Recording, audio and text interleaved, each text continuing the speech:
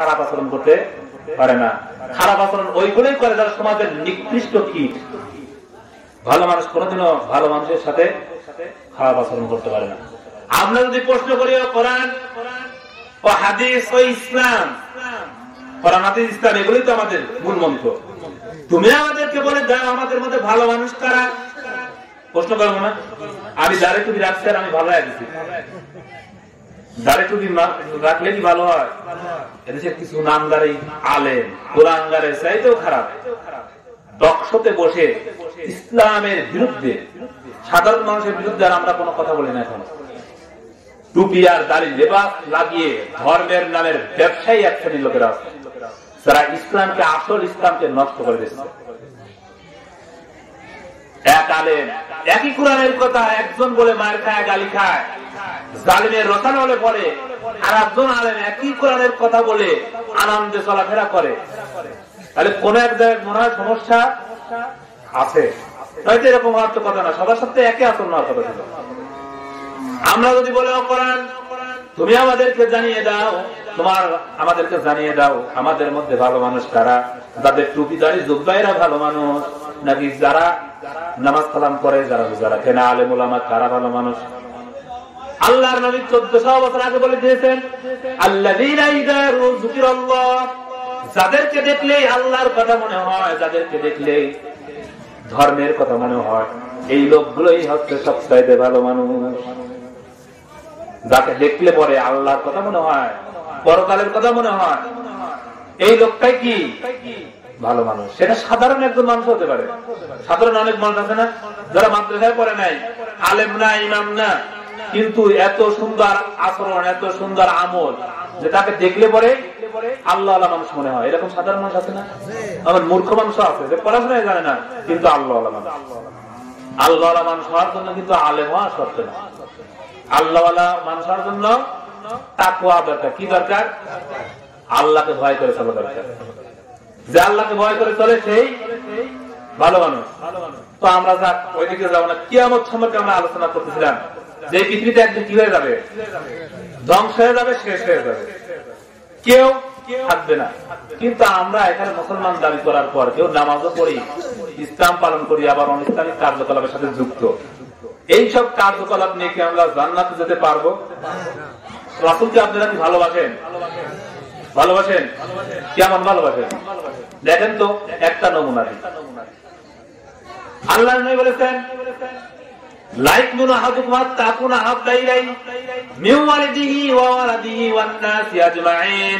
ততক্ষণ পর্যন্ত তোমরা মুমিন হতে পারবে না যতক্ষণ পর্যন্ত তোমার ছেলে, তোমার মেয়ে, তোমার স্ত্রী, তোমার পিতামাতা, তাম পৃথিবীর মানুষ, এমনকি তোমার জীবনের চাইতেও যতক্ষণ পর্যন্ত বিশ্ব নবীকে ভালো না বাসতে পারবে ততক্ষণ পর্যন্ত তোমরা ইমানদার হতে পারবে না। এখন দেখেন তো, আল্লাহ নবীকে নিয়ে গালিগালাজ করা হলো, কটূক্তি করা হলো, এর প্রতিবাদ আমরা কয়দিন করছি বলে? নিজেরাই প্রশ্ন করে। কয়দিন এর বিরোধিতা করছি, কয়দিন এর বিরুদ্ধে লেখালেখি করছি, কয়দিন ময়দানে নামছি। একজন ব্যক্তি, পৃথিবীতে সব মানুষ পিতার পরিচয় বড় হয়, একজন মানুষ পৃথিবীতে দাদার পরিচয় বড় হয়েছে। এটা অনেক আলেম ওলামাও জানেন না। আবার আলেম ওলামাদেরকে ভুল করার জন্য প্রশ্ন করেন না, অনেক আলেম ওলামাও এটা জানে না। একজন ব্যক্তি পৃথিবীতে দাদার পরিচয়ে পরিচিত, কেন তাও বলবি।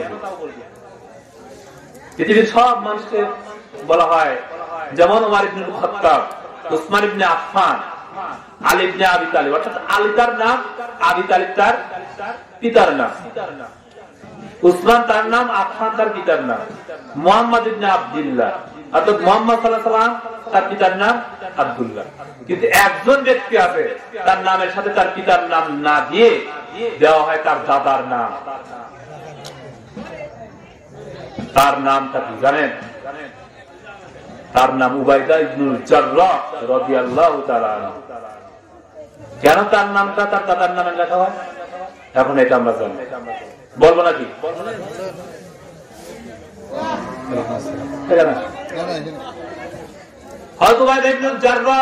তিনি কেমন মানুষ ছিলেন যে তার নামটা তার দাদার সাথে পরিচিত। তার আব্বার নাম ছিল আব্দুল্লাহ, তার দাদার নাম জাররাহ। এই উবাইদা ইবনুল জাররাহ উহুদের ময়দানে আল্লাহর নবী যখন আহত হয়ে যাচ্ছিলেন, 8 জন সাহাবী তার চতুর্পাশে ঘিরে আছে। আর তালহা রাদিয়াল্লাহু তাআলা মাঝে মাঝে রাসূলের বুকের সাথে লেগে যায়, আবার ফাঁকা হয়ে যায়।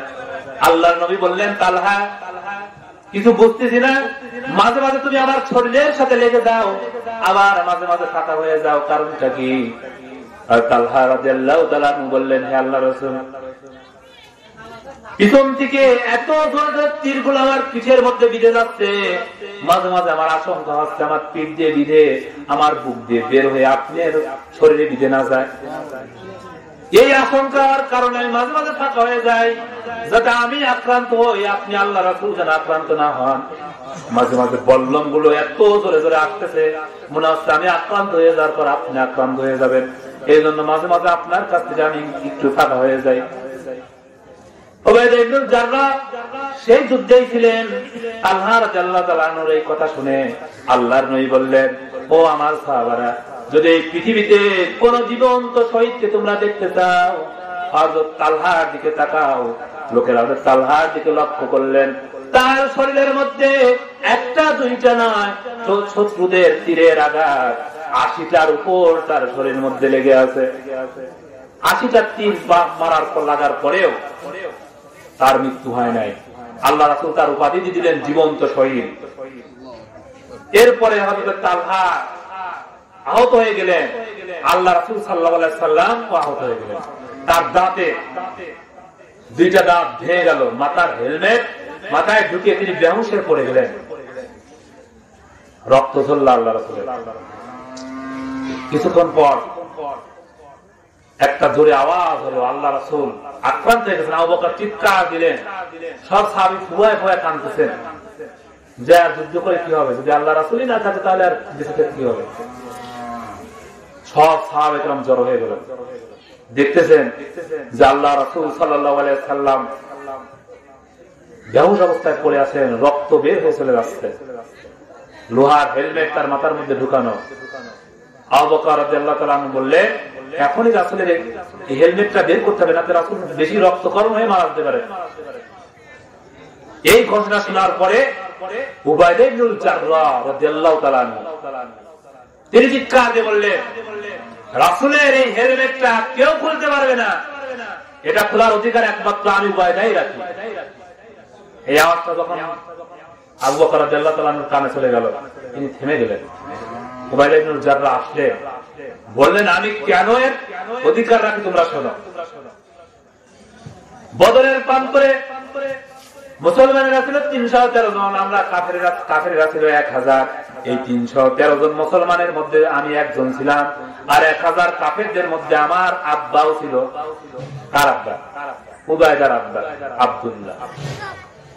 বাবা কাফেরদের পক্ষে, ছেলে মুসলমানদের পক্ষে। ময়দানে লড়াই হচ্ছে, 2 জন 2 প্রান্তে, বাপ আর ছেলে। হযরত উবাইদা ইবনুল জাররাহ বলেন, আমি লক্ষ্য করে দেখলাম আমার আব্বা তরবারি নিয়ে আল্লাহ রাসূলের দিকে ধাঁধায় চলে যাচ্ছে, রাসূলকে আক্রমণ করার জন্য তার দিকে ছুটে চলে যাচ্ছে। আমি উবাইদা এটা দেখার পরে আমার মাথাটা কাজ করতেছিল না, কি করি এখন?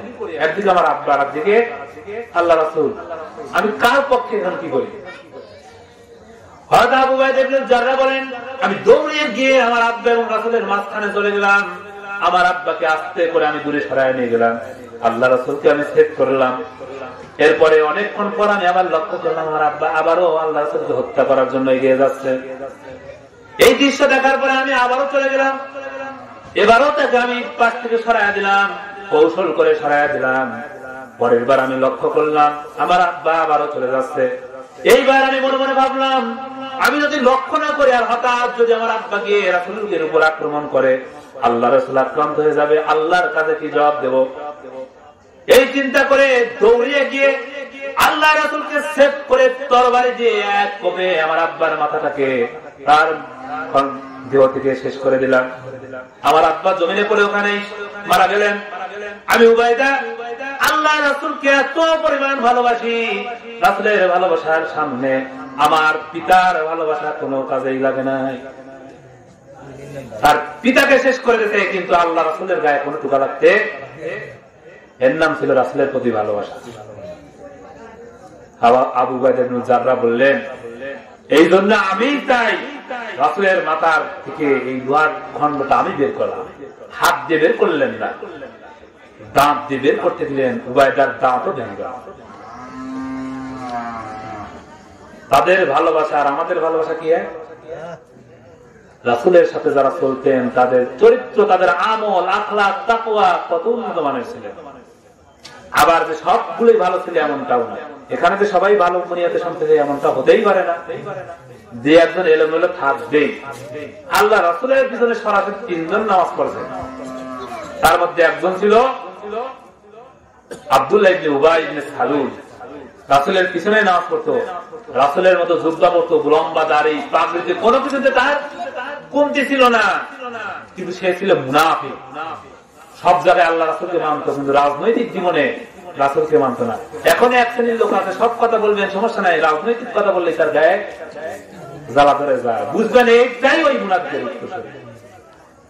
ইসলাম পূর্ণাঙ্গ দিন, কোনো কিছু বাদ দেওয়া হয় নাই। চান কি আপনি? আপনি তো কোরআনে পড়া জানেন না, এরপর আপনি বলেন ওয়াজের ময়দানে রাজনীতি করে। আর আপনি তো কোরআন জানলে তো বুঝবেন যে এর মধ্যে কি আছে। আপনি তো পেটের ভর বানালে আপনি আউযুবিল্লাহি বিসমিল্লাহি করতে পারেন না। আর কোরআন পরে বোঝেন, দেখেন কোরআনে আল্লাহ কি দিয়েছেন। আলেমদের কথা শুনলেন কেন? আপনি নিজে পরিবারে আলেম হন, দেখেন কি আল্লাহ দিয়েছেন। নামাজ পড়ার জন্য 4টা সূরা হলেই হয়, 114টা সূরা নাযিলের কোনো কারণই ছিল না। নামাজ পড়ার জন্য যদি কোরআন আসতো, দরকার ছিল কয়টা সূরা? 5টা আর 4টা সূরা, মোট 5টা। 5টা সূরা হলে কিন্তু কি করা যায়? নামাজ পড়া যায়। কিন্তু সূরা কয়টা? 114টা। তার মানে কারণ কিছু কি আছে, কিন্তু এই কারণগুলো বলতে গেলেই সমাজের বিরুদ্ধে চলে যাবে, রাষ্ট্রের বিরুদ্ধে চলে যাবে, বিচার ব্যবস্থার বিরুদ্ধে চলে যাবে। বললে পরে রাষ্ট্র বিরোধী, না বললে আল্লাহ বিরোধী। আমরা রাষ্ট্র বিরোধী হয়ে যাব, আল্লাহ বিরোধী কোনোদিনও। যে যা মনে করে করুক, সেটা তাদের ব্যাপার। কারণ রাষ্ট্র বিরোধী হলে পরে হয়তো জেলখানায় গেলাম, মায়ের খেলাম, মুক্তি পেলাম এক সময়। কিন্তু যদি আল্লাহর বিরুদ্ধে কেউ চলে যায়, আর যদি কেউ ধরা খেয়ে যায়, ওর মুক্তি পাওয়ার কোন অবস্থা আছে? আজ তো অস্ত্র সহ ধরা পড়লে পরে অস্ত্র সহই ছাড়া পাওয়া যায়, কিন্তু সেই দিন কোন টেলিফোনের কাজ হবে না, কোন বাবা, কোন নেতা, কোন কাজ হবে না।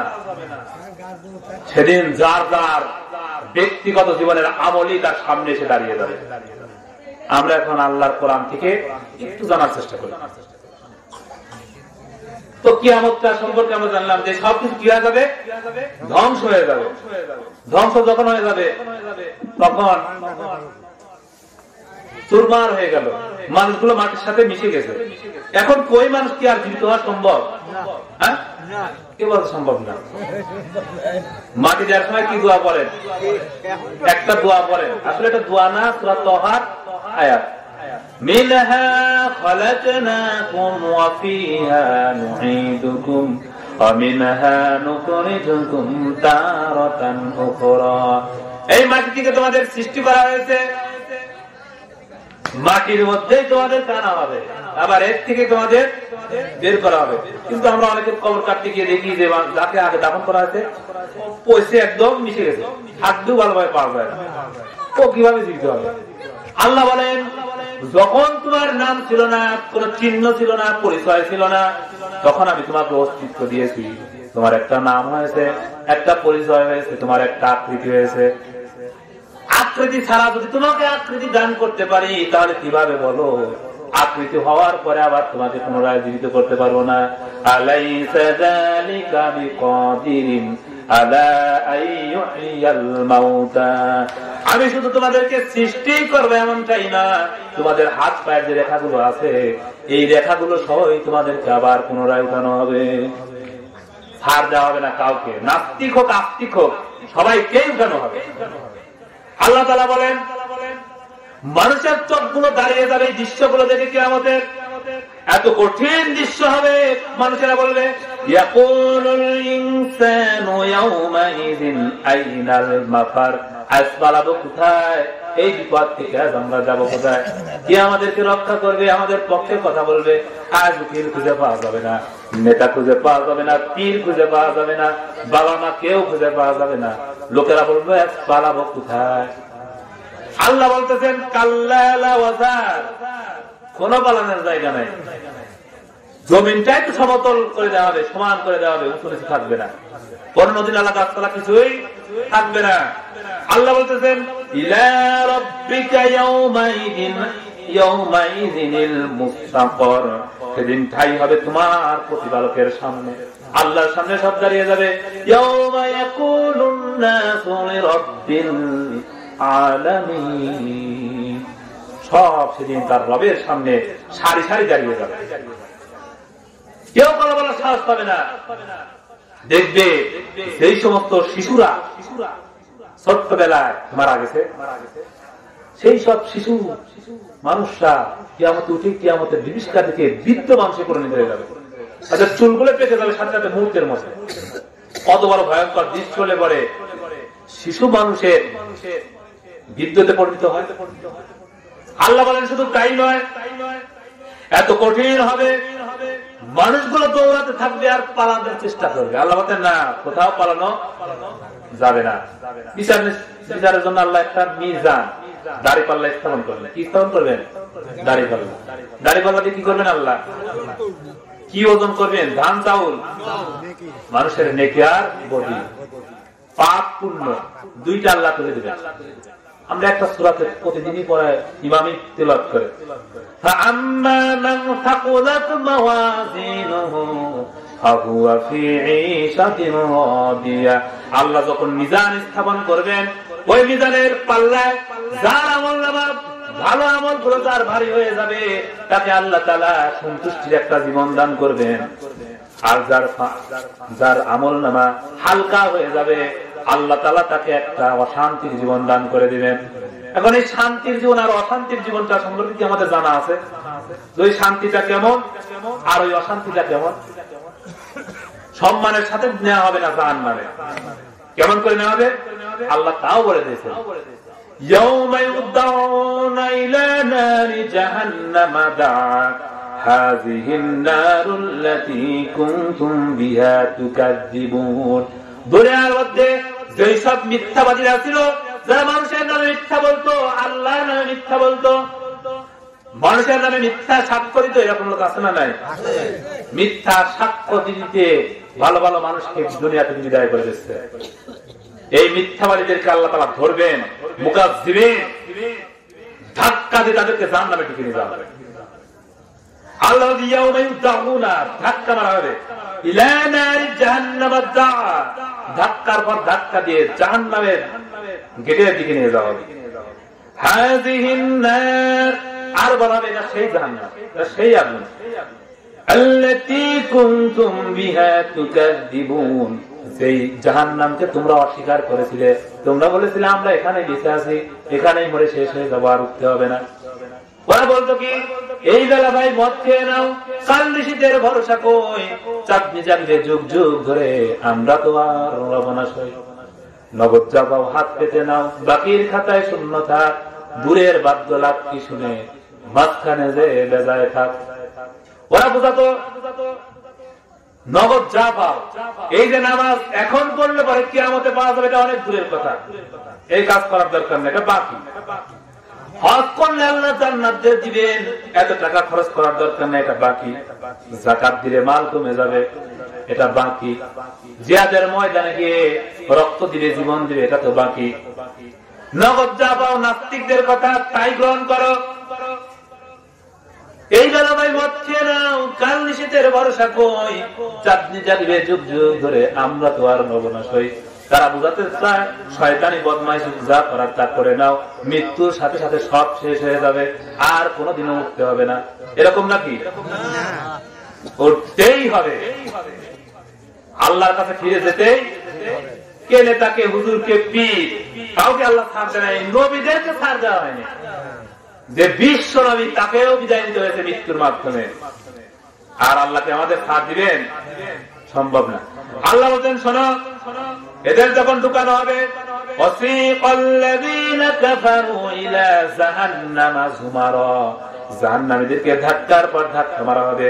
এরপরে কি হবে? তাদের গায়ে যে পোশাকটা হবে কেমন শোনো, সারাবিলুহুম মিন কিতরান ফাতাগশা উজুহাহুম নার, তাদেরকে আলকাত্তার মতো কালো এক ধরনের জাহান্নামের পোশাক পরিয়ে দেওয়া হবে। কি পোশাক? কালো আলকাত্তার মতো কালো পোশাক পরিয়ে দেওয়া হবে। কাদের? জাহান্নামীদেরকে। আল্লাহ বলেন আল্লাযীনা কাফারু কুতিয়াত লাহুম সিয়াবুম মিনান নার, কাফেরদের জন্য আগুনের পোশাক তৈরি করে রাখা হয়েছে। এদেরকে যখন জাহান্নামের দিকে নিয়ে যাওয়া হবে, এই আগুনের পোশাকটা তাদের গায়ে পরায় দেওয়া হবে। ওয়ালাহুম মাকামিউম মিন হাদিদ, আর লোহার হাতুড়ি দিয়ে পিটানোর জন্য আল্লাহ লোহার হাতুড়ি রেডি করে রাখছেন। লোহার হাতুড়ি দিয়ে এদেরকে পিটানো হবে। কে বলছেন?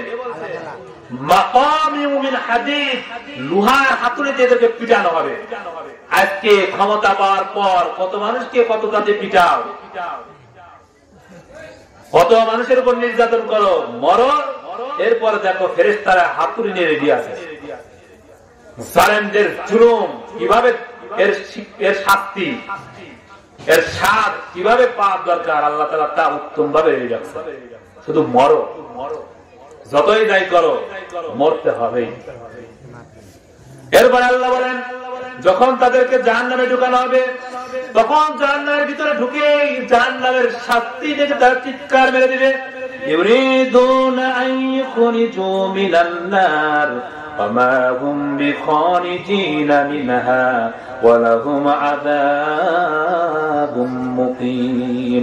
জাহান্নামীরা জাহান্নাম থেকে বের হওয়ার জন্য আল্লাহর কাছে ফরিয়াদ করবে, আল্লাহ আপনি আমাদেরকে জাহান্নাম থেকে বের করে দেন, আবার দুনিয়ায় পাঠান, এইবার যাওয়ার পরে ভালো ভালো কাজ করবা, খারাপ করবো না, আর একটা বারের জন্য বের করে দেন। আল্লাহ বলবেন তা কখনো না, 1000 বার চেষ্টা করা হলে ওই জাহান্নাম থেকে বের করা হবে না। আল্লাহ বলেন যখন তাদের এই ঘোষণা দেওয়া হবে আর বের করা হবে না, তখন তারা কি বলবে শোনো, ফাআম্মাল্লাযীনা শাকু ফাফিন্নার লাহুম ফিহা জাফিরুন ওয়া শাহীদ, তারা চিৎকার দিয়ে হতভাগারা তারা জাহান্নামে জ্বলতে থাকবে, তারা সব সময় চিৎকার দিয়ে থাকবে আল্লাহ বের করে দাও, বাঁচাও বাঁচাও, কিন্তু তাদের সহযোগিতার জন্য একটা লোক আর এগিয়ে আসবে না। আসবে? এই যে নেতা, পিতা মাতা, ভাই বোন, বন্ধু স্বজন, আত্মীয় স্বজন, পীর মাসায় আসবে। অনেক মানুষের ধারণা পীরের কাছে মরে গেলে পীর নিয়ে যাবে জান্নাতে। পীরই তো জান্নাতে যেতে পারছে না, তারা আপনাকে দিবে কিভাবে? কিছু ভণ্ড প্রতারক ধর্মের লেবাস ধারণ করে এদেশে আছে না নাই? এদের মধ্যে আবার এক শ্রেণীর নামাজ পড়া লাগবে না। এরা বলে মনে মনে নামাজ পড়লেই মনের নামাজ নাকি বড় নামাজ, এদের ধরে বাধা দরকার। আর খাবার দেওয়া বলে না, বলা হবে যে মনে মনেই খাও নাকি। এটা হচ্ছে শয়তানের অন্যতম চেহারা। যারা এই কথা বলে মানে যে শয়তানের উপর ভূতে ধরে, মানে জেনে ধরে, মানে এরপর শয়তান আছে, এই আছে শয়তান। যদি মনে মনে নামাজ পড়লেই নামাজ হতো, তাহলে বিশ্ব নবী রাতের পর রাত জেগে জেগে নামাজ পড়ার কোন দরকার ছিল? যার আগেও গুনাহ নাই, যারা বলে নামাজের দরকার নাই, এরা মুসলমান না শয়তান? সামনের আলোচনা আসতেছে। এখন এই জাহান্নামীরা দেখতে পাবে উপরে জান্নাতীরা, জান্নাতীরা নিচের দিকে তাকাবে, দেখবে যে জাহান্নামীরা। তখন জাহান্নামীরা জান্নাতীদেরকে ডাকবে, জান্নাতীরা জাহান্নামীদেরকে কিছু প্রশ্ন করবে। তাহলে তাদেরটা বলবো, আগে বলি জান্নাতীরা আগে জাহান্নামীদেরকে কি বলবে সেটা শুনবো। জান্নাতীরা বলবে কি, ফি জান্নাতি ইয়াতাসাআলুনা আনিল মুজরিমিন মা সালাকাকুম ফি সাকার ক্বালু লাম নাকু মিনাল মুসাল্লিন। যখন জান্নাতীরা জাহান্নামের দিকে তাকাবে, এই তো আমাদের সমাজের লোক, এই লোকটা তো আমরা দেখছিলাম, পরিচিত লোক, আত্মীয় প্রতিবেশী, এই সেই নেতা, এরকম দেখবে। কি খবর এই জাহান্নামে, তুমি সাকার নামক জাহান্নামে কেন আসছো? তখন নেতা, ওইসব প্রতিবেশী, ওইসব আত্মীয়রা বলবে কি, আল্লাহ বলে দিয়েছেন, ক্বালু লাম নাকু মিনাল মুসাল্লিন ওয়া লাম নাকু নুতঈমুল মিসকিন দুনিয়ার জীবনে নামাজের কাতারে ছিলাম না, নিজে নামাজ পড়ি নাই, নামাজের আন্দোলন করি নাই, নামাজ প্রতিষ্ঠার জন্য কোনো অংশগ্রহণে আমার কোনো ভূমিকা ছিল না, নামাজ পড়ে নাই। কি করে নাই? মুসল্লি ছিল না, নামাজ পড়ে নাই। এই জন্য কি তাহলে যারা নামাজ পড়তেছে না তারা কোথায় যাবে? এদের জন্য এটা চিন্তার একটা বিষয়। তাদের পীর সাহেব যা শিখায় দেয় আর আল্লাহর এই কোরআনের কথা, তারা কোনটাকে আসলে প্রাধান্য দিল? আল্লাহর কথা না পীরের কথা? ভণ্ডের কথায় প্রাধান্য দিয়ে তারা জাহান্নামের দিকে চলে যাচ্ছে। আল্লাহ বলতেছেন এবার জাহান্নামীরা, যারা জাহান্নামে আছে তারা আবার জান্নাত থেকে দেখবে। আসলে তুমি তো আমাদের সেই পরিচিত ব্যক্তি, আমাদের এলাকার লোক, তুমি তো গরিব মানুষ ছিলে, তুমি তো খাওয়ার বেতন ভালো, পোশাক আশাক ভালো ছিল না, তোমাকে কত ক্রিটিসাইজ করছি, তুমি জান্নাতে আসছো, তুমি তো আমাদেরই পরিচিত লোক, আল্লাহ তোমাকে কিছু দিয়েছে, কি দিয়েছেন আল্লাহ তাও বলছে। সূরা আরাফের মধ্যে আল্লাহ বলেন ওয়ানাদা আসহাবুন নারি আসহাবাল জান্নাতি আন আফিদু আলাইনা মিনাল মা আও মিম্মা রাযাকাকুমুল্লাহ। জাহান্নামীরা জান্নাতীদেরকে বলবে, ও জান্নাতীরা, তোমরা তো আমাদের আত্মীয় প্রতিবেশী, আমাদের বন্ধু, আমাদের আত্মীয়, আমাদের পরিচিত লোক, আল্লাহ তোমাদের জান্নাতে যে নাজ নিয়ামত দিয়েছেন, যে পানি খেতে দিয়েছেন, ওই পানি থেকে কিছু পানি আমাদের উপর ঢেলে দাও। আও মিম্মা রাযাকাকুমুল্লাহ, আর আল্লাহ যেই নাজ নিয়ামত, যে ফল দিয়েছেন তা আমাদের কাছে কিছু প্রেরণ করো, ঢেলে দাও। তখন তারা বলবে কি? জান্নাতীরা জাহান্নামীদের আরো শুনবে, বলবে দাও, তোমাদের তো অনেক ফলমূল আল্লাহ দিয়েছে, অনেক খাবার দিয়েছে, একটু পানি ঢেলে দাও আমাদের উপরে, আর কিছু খাবার ফেলে দাও। তারা বলবে এটা জাহান্নামীরা। তখন জান্নাতীরা কি উত্তর দিবে আল্লাহ তাও বলে দিয়েছেন, ক্বালু ইন্নাল্লাহা হারামাহুমা আলাল কাফিরিন, আল্লাহ এই সমস্ত খাবার নাজ নিয়ামত তোমাদের জন্য হারাম করে দিয়েছেন, এগুলা আর তোমাদের দেওয়া যাবে না। কোনো আর উপায় থাকবে? কোনো উপায় থাকবে না। তখন খুঁজবে দুনিয়ার জীবনে কত মানুষকে, কত মানুষের বিরুদ্ধে কত ষড়যন্ত্র করে, ক্রিটিসাইজ করে, হুমকি দামকি দেয়, এরকম লোক আছে না নাই? একটু সমাজের নেতা মাতুব্বর বোধেই না ক্ষমতা দেখাবে কোন জায়গায়, যারা নরম মানুষ, ভালো মানুষ, ধর্মের পথে চলে, এদের কাছে গিয়ে মাতুব্বরি দেখায়। এই মাতুব্বরেরা, এদের জন্য আল্লাহ তাআলা কোরআনে কঠোর ভাষায় এদের শাস্তির কথা বলেছেন। আল্লাহ রাসূল নিজেই বলেছেন, যে ব্যক্তি কোনো মুসলমানের উপর চোখ রাঙায় কথা বলে, আঙ্গুল উঁচু করে কথা বলে, সে আমার উম্মতি না। সে কি না? দেখেন কত মানুষের উপর চোখ রাঙায় কথা বলে, আঙ্গুল উঁচু করে কথা বলে, হুমকি দামকি দিয়ে কথা বলে, আছে না? বুঝবেন এই লোকটা সেই জাহান্নামী লোক। রাসূলের উম্মতের সে মধ্যে না, রাসূলের উম্মতের বাইরে। আল্লাহ তাআলা ফালাইসা মিন্না, সে আমার উম্মতি না। ও যতই দাবি করুক, টুপি পরুক, দাড়ি রাখুক, আর যুদ্ধ করুক, যাই করুক, ও কিনা? আল্লাহ তাআলা রাসূলকে দিয়েছিলেন এত উন্নত মানের চরিত্র দিয়ে, তার সাথে থেকে মুনাফিকি করছে। আর বর্তমানে মুনাফিক নাই? এই আব্দুল্লাহ ইবনে উবাই রাসূলের সাথে দাওয়াত খেত, রাসূলের সাথে নামাজ পড়তো, কিন্তু রাসূলের রাজনৈতিক জীবন মেনে নেয় নাই। ওদের জিহাদ থেকে 300 লোক নিয়ে কেটে ফেলেছিল পিছন দিকে। আল্লাহ রাসূল তার এই আচরণে এত কষ্ট পেয়েছিলেন, বাচ্চা ছেলেদের মতো ফুপায় ফুপায় সেদিন কেঁদেছিলেন। এই আব্দুল্লাহ ইবনে উবাই মুনাফিকটার দিন মারা যায়, তার ছেলে আব্দুল্লাহ ছিলেন রাসূলের বিশিষ্ট সাহাবী, ভালো উন্নত মানের সাহাবী। তিনি রাসূলের কাছে এসে বললেন, হে আল্লাহর রাসূল, আমার আব্বা ইন্তেকাল করেছেন, আমার আব্বার ইচ্ছা আপনি যেন তার জানাজাটা পড়েন। আমার আব্বার জানাজা নামাজের ইমাম হিসাবে আপনাকে আমরা চাই। আল্লাহ রাসূল বলেন, ঠিক আছে, আমি তার জানাজার জন্য যাব। তার ছেলে আব্দুল্লাহ বললেন, হে আল্লাহ রাসূল, শুধু জানাজাই না, আপনার ব্যবহৃত একটা জুব্বা আমার আব্বার জন্য দিতে হবে। এই জুব্বাটা দিয়ে আমার আব্বার জন্য কাফনের কাপড় হিসেবে ব্যবহার করতে চাই। আমার বিশ্বাস আপনার কাপড় যার গায়ে থাকবে তাকে কোনোদিনও কবরে আযাব দেওয়া হবে না। আল্লাহ রাসূল তার ব্যবহৃত একটা জুব্বা দিয়ে দিলেন। আব্দুল্লাহ নিয়ে বাড়িতে চলে গেলেন। গোসল দিয়ে দাফন কাফনের ব্যবস্থা করা হলো। আল্লাহ নবী জানাজা দিতে যাবেন, জানাজা পড়াতে যাবেন, এমন সময় হযরত ওমর রাদিয়াল্লাহু তাআলা আনহু রাসূলের জুব্বা পেরে ধরলেন আর বললেন, আল্লাহ রাসূল, আপনি কার জানাজা পড়াবেন?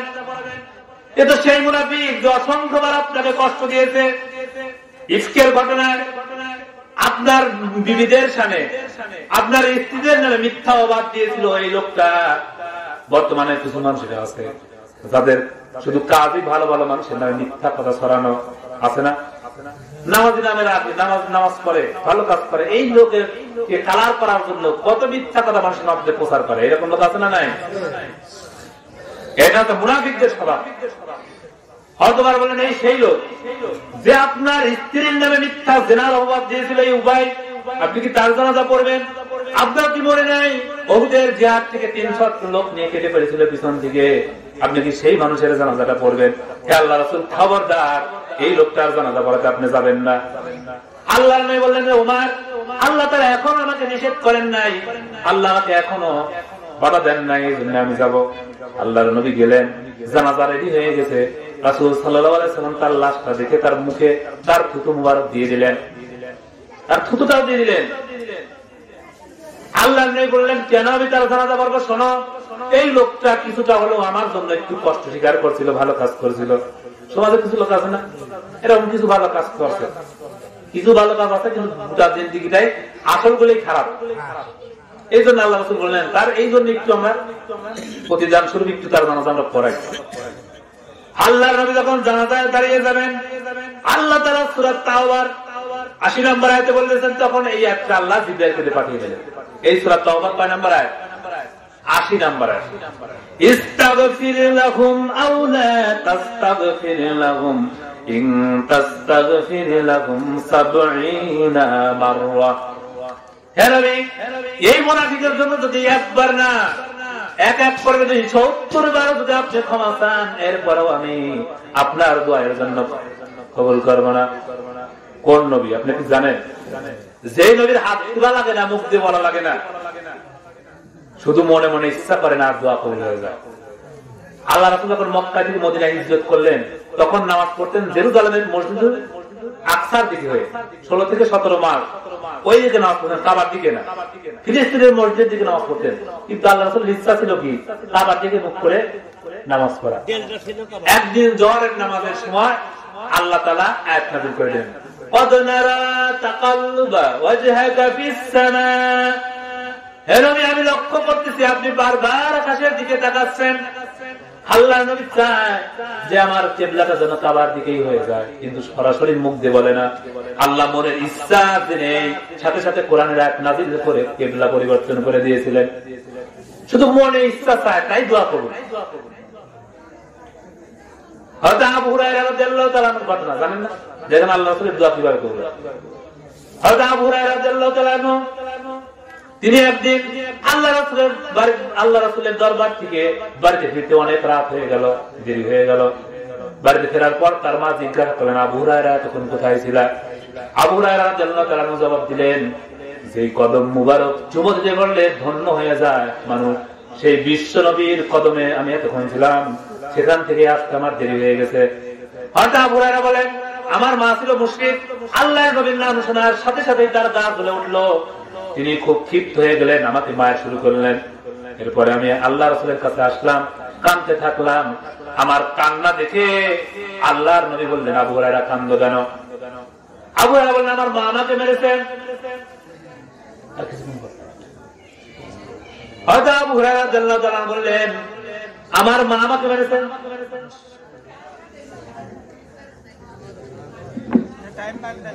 হযরত আবু হুরায়রা বললেন, আমার মা আমাকে মেরেছেন, এই জন্য আমি কাঁদতেছি তা না।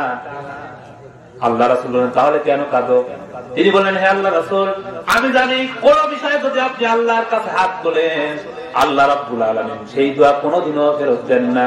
আমি চাই আমার মায়ের জন্য আপনি দোয়া করেন, আল্লাহ যেন আমার মাকে হিদায়াত দান করে দেন।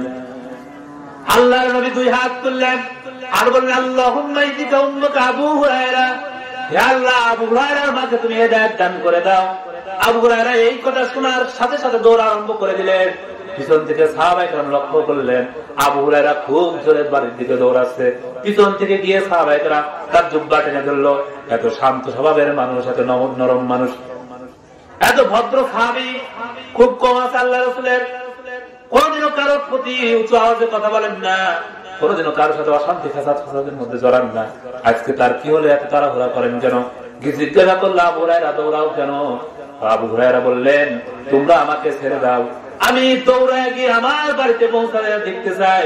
আমি আমার বাড়িতে আগে পৌঁছালাম, না রাসূলের নিক্ষিপ্ত করা তীর তার দোয়াটা আমার আগে বাড়িতে পৌঁছায় গেল।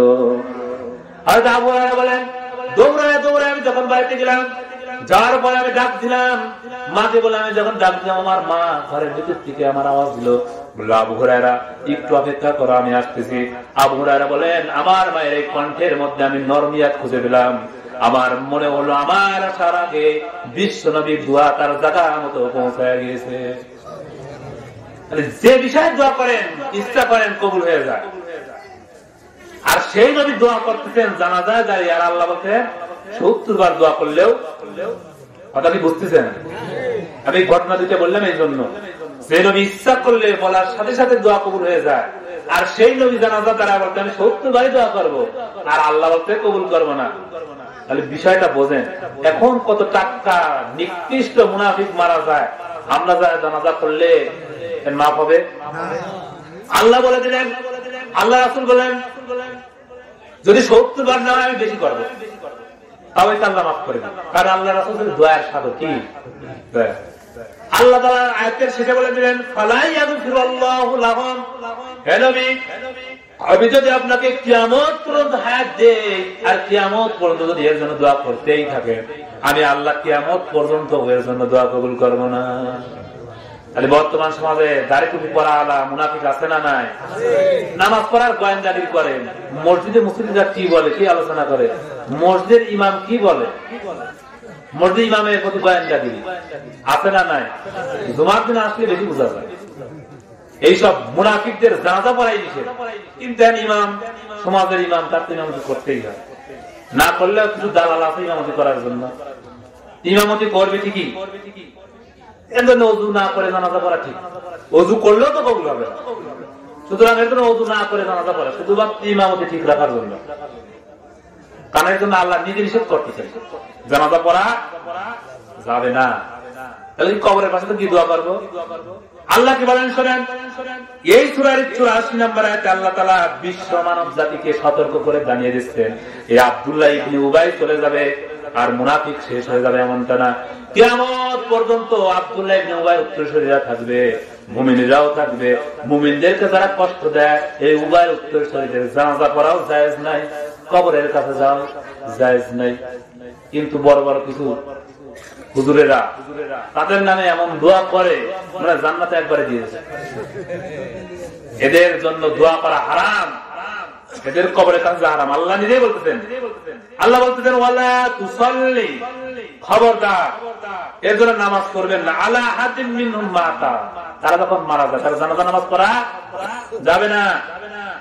আবাদান ওয়ালা তাকুম আলা কবরি, খবরদার তার কবরের কাছে কেউ দাঁড়াবেন না, কবর জিয়ারত করবেন না। তারা চেনেন না সমাজের মধ্যে তারা মুনাফিক, ভালো ভালো মানুষকে যারা কষ্ট দেয়, মিথ্যা কথা বলে বেড়ায়, মানুষের বিরুদ্ধে ষড়যন্ত্রে লেগে থাকে, এরাই তারা। নাম বলার দরকার নেই, এমনি ছিলেন সব, এরাই তারা। নিকৃষ্ট লোকদের জানাজাও করবেন না, এদের জন্য দোয়াও করবেন, এদের কবরের কাছে দাঁড়াবেন না। এটা আমাদের কথা না, কোরআনের কথা। আমি তো আয়াত বলে দিলাম, মিলাই নেন, দেখে নেন। সূরা তাওবার 84 নম্বর আয়াত আর 80 নম্বর আয়াত। সূরা তাওবার 80 আর 84 নম্বর আয়াত, এই দুইটা আয়াত ভালো করে অনুবাদ করে দেখেন, তাফসীর সহ একাই বুঝতে পারবে। তো যাক, আমার কথা বলার শেষের দিকে। তো যখন জাহান্নামে ঘটনা ঘটে গেল, আর জান্নাতীরা জাহান্নামীদের মধ্যে কথোপকথন হয়ে গেল, সবকিছু শেষ হয়ে গেল। আসলে তো অনেক ঘটনা, আমি সামারাইজ করে বলতেছি। যে কথার থেকে আমি দূর চলে আসলাম যে আলেম ভালো লোক কারা, ভালো লোক বোঝাতে গিয়ে কিন্তু মুনাফিক চলে আসছে। তো ভালো লোক তারা যাদেরকে দেখলে আল্লাহর কথা, তা আলেম ওলামাদেরকে দেখলে কাদের কথা মনে হয় বলেন তো? কিন্তু আলেমদের যারা গালি দিচ্ছে, সূরা বুরুজ পড়ে দেখবেন, কোন সূরা? 30 নম্বর পরে আছে, ইন্নাল্লাযীনা ফাতারুল মুমিনিনা ওয়াল মুমিনাত সুম্মা লাম ইয়াতুবু ফালাহুম আযাবু জাহান্নাম। নিশ্চয়ই যারা মুমিন পুরুষ এবং মুমিন নারীদেরকে কষ্ট দেয়, বাংলাদেশের দিকে যদি দেখান, শুধু বাংলাদেশের দিকে না, সারা বিশ্বের দিকে যদি দেখান, এই বিশ্বের মধ্যে যারা ভালো ভালো মানুষ, তারা মুমিন মানুষ, তাদেরকে এমন ভাবে নাই যে কষ্ট দেওয়া হয় না, কথার মাধ্যমে দেওয়া হয়, আচরণের মাধ্যমে দেওয়া হয়। এই বিশ্বের সারা বিশ্বের যিনি আলোচিত মুফাসসিরে কোরআন, তাকে কিভাবে কষ্ট দেওয়া হচ্ছে? এটা রাজনৈতিক কথা না। এই কোরআনের কথা বলতে গেলে তার কথা তো বলতেই হবে। এই কোরআনের সাথে তার সম্পর্ক বলতে হবে না? যারা আওয়ামী লীগের লোক, তারা কিন্তু বক্তব্যের সময় শেখ মুজিবের কথা বলবেই। যারা বিএনপির লোক, তারা কিন্তু বক্তব্যের সময় জিয়া রহমানের কথা বলবেই। যারা চরমোনাইয়ের লোক, তারা কিন্তু ফজলুল করিম ইসহাকের কথা বলবেই, বলবে না? যার যার দল তা বলবে। যারা আমরা কোরআনের কথা বলি, কোরআনের যত মুফাসসির আছে শুরু থেকে আজ পর্যন্ত, আমাদেরও তো তাদের কথা বলতেই হয়। এটা কোনো রাজনৈতিক কথা না। এই লোকটা 50টা বছর সারা বিশ্বের আনাচে কানাচে কোরআনের দাওয়াত দিয়ে গেলেন। তাকে তো সারা বিশ্বের উচিত ছিল তাকে সর্বোচ্চ আসনে আসীন করা, কিন্তু তার সাথে জাতির লোকেরা কি আচরণ করল? এই যে গজব, আরো আগে আসার দরকার ছিল। যেই লোকটার কপালে চুমু খায় কাবার ইমাম, যার জন্য সারা বিশ্ব পাগল, যে 5 জন মানুষের জন্য খানায় কাবা ওপেন, তার অন্যতম তিনি। যাকে বলা হয় সারা বিশ্বের কোরআনের পাখি। আজকে তো যার তার নামের আগে আল্লামা, একটা বক্তার কাছে নামের সাথে আল্লামা, অমক আল্লামা, অমক হুজুর। বাংলাদেশে একজন মানুষকে মানুষ আল্লামা হিসাবে চেনেন, তিনি মাওলানা দেলোয়ার হুসাইন সাইদি। তিনি আল্লামা হিসাবে চেনেন। তার মানে যে আর কেউ আল্লামা হতে পারবে না এমনটা না। যার তার নামের আগে আছে আল্লামা, মুফতি, মাওলানা। এইসব ডিগ্রি নিয়ে তার মতো কেউ ধরছে দাড়ি, তার মতো দাড়ি আসছে, তার মতো চশমা পরে, তার মতো সুর, কিন্তু তার যে ইখলাস আর তার যে ইমানি জজবা আজ পর্যন্ত কোনো উত্তর ধরতে পারে নাই। মাহফিলে আসার আগেই বাজেট, এত টাকা দিতে হবে, কিন্তু তার জীবনী খুঁজে দেখেন, একটা খুঁজেও পাবেন না তিনি এরকম কোন আচরণ কোন জায়গায় করেছেন। বরং তিনি আরো দিয়েছেন এরকম হাজারো নজির আছে। অথচ সেই একজন মুমিন ব্যক্তির সাথে জাতির লোকেরা যারা আচরণ করতেছে, তারা কোথায় যাবে? ইন্নাল্লাযীনা, আমার কথাটা মিলায় নেন, তাকে কি আপনারা ভালো মানুষ মনে করেন না, মুমিন মনে করেন না? তাকে যারা মিথ্যা অবাদ দিয়ে যারা এই কষ্ট দিচ্ছে, তারা কোথায় যাবে? ইন্নাল্লাযীনা ফাতানুল মুমিনিনা ওয়াল মুমিনাত, যারা মুমিন পুরুষ এবং মুমিন নারীদেরকে কষ্ট দেয়, সুম্মা লাম ইয়াতুবু, এরপরে ওই পথ থেকে ফিরে আসে নাই, তওবা করে নাই, ফালাহুম আযাবু জাহান্নাম, এই লোকটার জন্যই রয়েছে জাহান্নাম। আজকে যারা ওই পন্থায় আছেন, ওদের সাথে যারা আছেন, এখনই তওবা করেন। যদি তওবা না করেন, এই আয়াত অনুযায়ী আপনিও জাহান্নামই যাবেন। এটা আমি বানায় বলতেছি। জালেমদের সাথে যারা থাকবে, জালেমদের যারা সহযোগিতা করবে, তারাও যাবে। মান তাসাব্বাহু বিকওমিন ফাহুয়া মিনহুম, যে যার সাথে সম্পর্ক রাখবে, আল্লাহ তাআলা তাকে তার সাথে জান্নাত দান করে দিবেন। চিন্তা করে দেখেন কার সাথে আছেন আর কার সাথে চলতেছেন, কার সাথে থাকেন আর কার সাথে চলেন। যার সাথে আপনাকে উঠানো হবে, আল্লাহ বলেছেন সূরা বনী ইসরাঈল ৭১ নম্বর আয়াত, ইয়াওমা নাদউ কুল্লা উনাসিম বিইমামিহিম, কিয়ামতের দিন প্রত্যেকটা মানুষকে তার নেতার সাথে ডাকা হবে। কার সাথে ডাকা হবে? জোরে বলেন। এখন দেখেন আপনি কোন নেতার সাথে চলেন। যে নেতা বঞ্চর, মানুষের উপর জুলুমকারী, অত্যাচারকারী, বেনামাজি, মদখোর, এমন নেতার সাথে যদি আল্লাহ আপনার কিয়ামতে ডাক দেয়, জান্নাত কি পাওয়া যাবে নাকি? পাওয়া যাবে।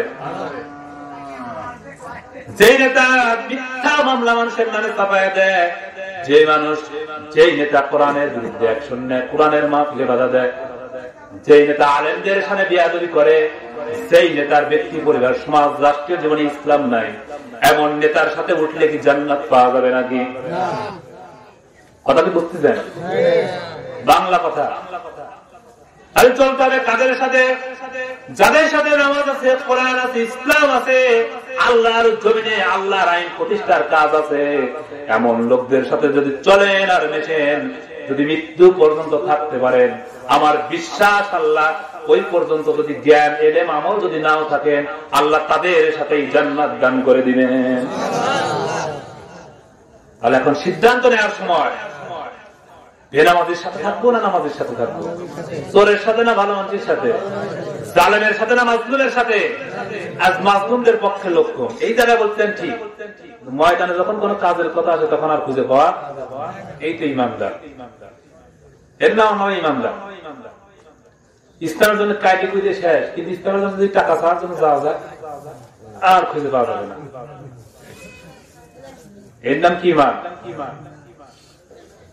আল্লাহ তো বলেছেন সূরা তাওবা, ইন্নাল্লাহা ইশতারা মিনাল মুমিনিনা আনফুসাহুম ওয়া আমওয়ালাহুম বিআন্না লাহুমুল জান্নাহ। নিশ্চয় আমি খরিদ করে নিয়েছি, কিনে নিয়েছি মুমিনদের জান আর মাল। কে কিনছে? জোরে বলবেন, এই কথা বলার তুমি শেষ। কে কিনছে? আল্লাহ। কি কিনেছে? জান এবং মাল। কিনছে কিন্তু আল্লাহ। কাদেরটা কিনছে? জাতটা আল্লাহ কেনেন না। আপনি দিবের চাইলেন, আল্লাহ আমার জানার মাল নেন। আল্লাহ জাতটা জানার মাল। এই পৃথিবীতে কত হুজুর জান মাল দিতে চায়, আল্লাহ সবারটা নেন না, কারণ মনের মধ্যে তো তাকওয়া ঠিক হয় নাই। আল্লাহ জাতটা নেবেন না। বাজার যদি কোনো পণ্য কিনতে যান, কোন কাঁচা বাজার করতে যান, বেছে বেছে কিন্তু ভালো জিনিস কেনেন। টাকাতে যখন কেনেন ভালো জিনিস কেনেন। আল্লাহ এত বড় বিশাল জান্নাতের বিনিময়ে আপনার জানার মাল কিনবে। আল্লাহ কি কোন পচা জানার মাল কিনবে নাকি? সুদখোরের জানমাল কিনবে? ঘুষখোর, জুলুমবাজ, চোর। তাহলে মুমিন হতে হবে। কি হতে হবে? এখন আমাদের আজকে সিদ্ধান্ত, আমরা কি হব বলেন? আমার কিন্তু আলোচনা শেষ। এখন মুমিন হওয়া লাগবে। মুমিন হতে কি কি গুণ লাগে এখন বলবো। এখন এই গুণগুলো অর্জন করবেন, মুমিন হয়ে যাবেন, জান্নাত চলে যাবেন। আল্লাহ বলতেছেন قد أفلح المؤمنون الذين هم في صلاتهم خاشعون। সফল কাম হয়ে গেছে মুমিনেরা যারা নামাজের ব্যাপারে বিনয়ী। কিসের ব্যাপারে? নামাজ। মুমিনদের প্রথম গুণের নাম কি? জোরে বলেন। প্রথম গুণের নাম কি? নামাজ। কি সবাই পড়েন?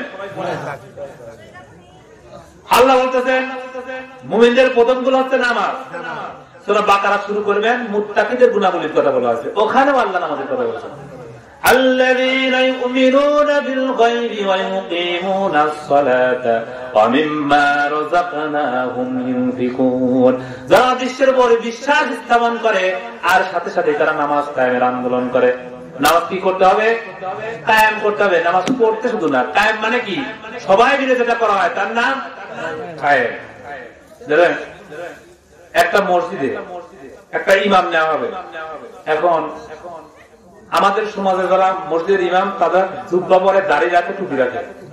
এখন ইন্টারভিউ নেওয়ার জন্য যদি এখন দাড়ি ছাড়া লোক আসে, তাহলে কি তাকে ইমাম নেওয়া হবে? বলে দাড়ি ছাড়া লোক আমরা ইমামতি নেই না। তার মানে দাড়ি কায়েম আছে এই সমাজে। কি আছে? যার কারণে দাড়িওয়ালা লোক ছাড়া ইমামতি করতে পারে না। ঠিক তেমনি আল্লাহ বলছেন নামাজকে কায়েম করতে হবে। নামাজ ছাড়া লোক পাওয়া যাবে এই কাজ কি এমনি এমনি তাবলীগের মতো শুধু দুই চার দিন বললেই হবে? কিভাবে করতে হবে? ওই যে জায়গায় আইন পাস হয়, এখন তো রাজনীতি শুরু হয়, যে জায়গায় আইন তৈরি হয়, রাষ্ট্রীয়ভাবে যদি ঘোষণা করা হয় যে নামাজ বাধ্যতামূলক, বেনামাজি আর খুঁজে পাওয়া যাবে, আমার আর এরকম চিল্লান লাগবে, সব দৌড়াবে। আল্লাহ সূরা হজের 41 নম্বর আয়াতে বলেছেন আল্লাযীনা ইম্মাক্কান্নাহুম ফিল আরদ আকামাস সালাহ ওয়া আতাউয যাকাত ওয়া আমারু বিল মা'রুফ ওয়ান নাহা আনিল মুনকার। আমি যদি কোন মুসলমান রাষ্ট্রে কোন মুসলমানকে যদি ক্ষমতায় দিই, ওই মুসলমান শাসক ক্ষমতায় যাওয়ার পরে প্রথমে 4 দফা কাজ করে। কয় দফা? 4 দফা। বাংলাদেশে যারা ক্ষমতা আসে তারা কারা? মিলান তো দেখ, 4 দফা যদি মেলে তাহলে মুসলমান ক্ষমতা আছে, আর যদি না মেলে তাহলে বোঝেন যারা আছে ওরা কারা। আল্লাহ মানে কি? জমিন। জমিনের মধ্যে যদি আমি ক্ষমতায় দিই, 4 দফা কাজ করে। প্রথমে 4টা আইন সংসদে পাস। প্রথম নম্বর আকামাস সালাহ, রাষ্ট্রীয়ভাবে ঘোষণা করে দেওয়া হবে, রাষ্ট্রীয়ভাবে আইন চালু করে দেওয়া হবে, নামাজ বাধ্যতামূলক। বাংলাদেশের সমস্ত মুসলমানদের জন্য বাধ্যতামূলক করে দেওয়া হবে নামাজ। দ্বিতীয় নাম্বার কি? নামাজটা বাধ্যতামূলক করে দেওয়া হবে কেমন? প্রেসিডেন্ট, বাংলাদেশের যিনি রাষ্ট্রপ্রধান, নাম কি বলেন তো? অ্যাডভোকেট আব্দুল হামিদ। এই অ্যাডভোকেট আব্দুল হামিদ তিনি কিন্তু রাষ্ট্রপতি। মুসলমান যখন রাষ্ট্রপ্রধান হয়ে যাবে, প্রধানমন্ত্রী হয়ে যাবে, বাংলাদেশের জাতীয় মসজিদের নাম বাইতুল মুকাররম, ওই মসজিদের জুমার দায়িত্ব, ইমামের দায়িত্ব রাষ্ট্রপ্রধান পালন করবে। সেই শিক্ষাটাই তো আমাদের খলিফাতুল মুসলিমিন আবু বকর ও উসমান আলী দিয়ে গেছে। তারা একদিকে রাষ্ট্রপ্রধান, অন্যদিকে মসজিদে নববীর কি ইমাম। এই গুণ কি পাওয়া যাবে? আমাদের দেশে যে বর্তমান রাষ্ট্রপ্রধান তো দাঁড়িয়ে নেই, গেলিবার নামাজই তো হবে না। মুসলমান রাষ্ট্রপ্রধানের কাজ নামাজ কি করে দেওয়া? থানার ওসি সাহেব থানার পুলিশদেরকে নিয়ে জোহরের নামাজের সময় হয়ে গেছে, তিনি নামাজের ইমামতিতে দাঁড়িয়ে যাবেন।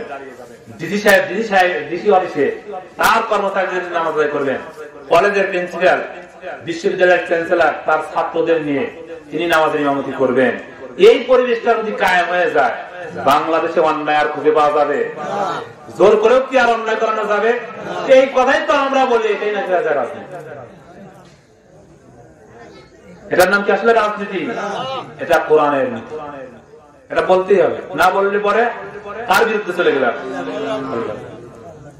2 নম্বর কি? যাকাত বোর্ড গঠন করতে হবে। রাষ্ট্রীয়ভাবে কি করা হবে?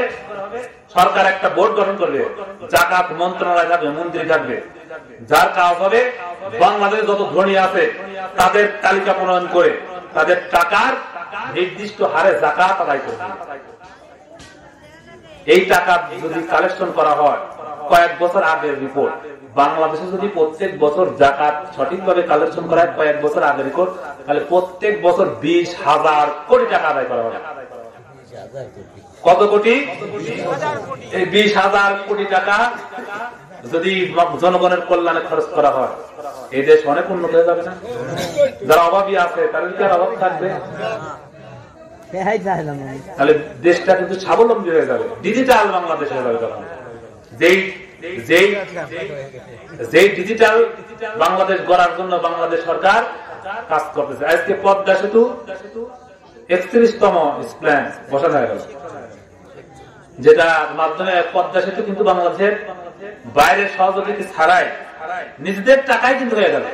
তাহলে এই 50 বছর করে আমাদের শাসকরা কি করলো? এত টাকা কোথায় গেল? নিজেরাই আমরা এত বড় বড় কাজ করতে পারছি। তার মানে আল্লাহওয়ালা লোক, নামাজি লোক, কোরআনওয়ালা লোক দায়িত্বে না থাকার কারণে সব চুরি হয়ে যাচ্ছে, সব পাচার হয়ে যাচ্ছে। এই জন্য ভালো ভালো জায়গায় বসানো দরকার কাদের? আল্লাহওয়ালা লোকদেরকে। লিল্লাহে তাকবীর, লিল্লাহে তাকবীর। আজকের জালসার প্রধান মেহমান হযরত মাওলানা মুজাম্মেল হক হাবিবি সাহেব। যাক, আমি আমার বক্তব্য এখানেই শেষ করে দিচ্ছি। তো আমার শেষ কথা, যে মুমিন যদি হতে চাই, নামাজ শুধু পড়ব এমনটা না, সবাইকে নিয়ে পড়ব। এই কাজে, এই সংগ্রামে আমাদেরকেও অংশ নিতে হবে। এরপরে আরো অনেকগুলো গুণাগুণ আছে, ইনশাল্লাহ আমরা এই যে মসজিদে তো 18 তারিখে মাহফিল, আগামী 18 তারিখে মাহফিল। তো ওখানে বড় বড় আলেম আছে, প্রধান মেহমান আছেন আল্লাহ হযরত মাওলানা জহুরুল ইসলাম খান, আটঘরিয়া উপজেলার সাবেক চেয়ারম্যান, দেবত্তর দাখিল মাদ্রাসার সুপার। অনেক ভালো আলেম, অনেক সুন্দর তাফসীর করেন। এরপরে পাবনা ইসলামিয়া মাদ্রাসার আরবি প্রভাষক মাওলানা আব্দুল শাকুর, উনিও আছেন। তার আগে আমি আধা ঘন্টা সময় বা তার কিছু কম বেশ সময় একটু আলোচনা করবো ঈশা পড়ে। আপনারা ইনশাল্লাহ সবাই আসবেন তো? ইনশাল্লাহ বাদ বাকি কথা এবং সমসাময়িকের উপরে ইনশাল্লাহ আমরা সেদিন আলোচনা করার চেষ্টা করব। তো আজকে যে আলোচনা করলাম, এই আলোচনা যা ভুল ত্রুটি, ইচ্ছা অনিচ্ছায়, আমরা আল্লাহর কাছ থেকে এখানে পানা যাই, যে আল্লাহ যেন আমাদের সব ভুল ত্রুটি মাফ করে দেন। এবং আজকের থেকে আমরা তওবা করে ফিরে আসবো। জুলুমের পথ, জালিমের পথ, এখানে তওবা করে ফিরে মুমিনদের দলে আমরা যেন শামিল হয়ে যেতে পারি। আল্লাহ তাআলা আমাদেরকে মুমিনদের কাতারে শামিল করুন, আমিন। ওয়া আখিরু দাওয়ানা আলহামদুলিল্লাহি রাব্বিল আলামিন। আসসালামু আলাইকুম ওয়া রাহমাতুল্লাহি ওয়া বারাকাতুহু। জানেন না এখানে বিন্দু হবে।